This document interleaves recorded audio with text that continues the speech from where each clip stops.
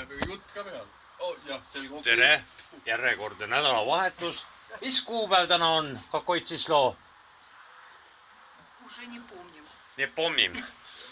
No muidugi, sest väike Peet on juba sees. Ja mis meil täna lõunaks on? Lõunaks ei ole see mees, aga meil on täna vegetariaan. On ju? Mida me täna sööme? Mis on? Lena, mis on toidu nimi? Как называется? Lillkapsas. Lillakapsas. Siis on veel salat. Siis on veel üks salat. Siis on veel üks salat. Ja siis on veel, kus on siis sees, tutvustame neid asju. Rukola on ühe asja nimi, siis oli vist. Mis see teine nimi oli? See on rukola. Rukola on, näe vaata, see on rukola. See on roheliste inimesega. Maitse. Ei hea. Roheliste toit on see. Vegetariivne. See ongi rukola või? Rukola, jah.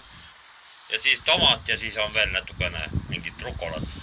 No siin on mingi muna või jänused. Jah, mis on aasta aega vanad kindlasti. Näe, selline taim on sees siis.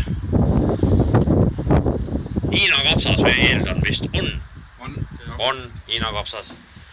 Soola paneb Riho endale. Siin on taldrikud Eestist.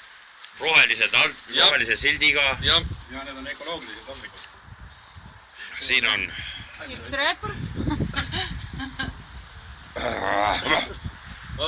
Kange. Ja siis selle kõigi asja süüdlane on see Tibin.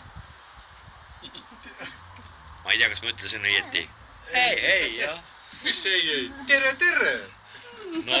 Norra mütsiga. Ja. Ja siis ongi niuke kerge nibin-nabin romantiline õhtusöök. Ei, mis õhtusöök? Lõunaoode, on ju? Kell on 100. 90.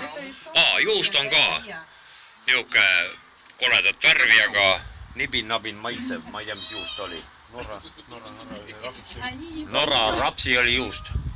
Taimedest tehtud. Aga Tavaido siis.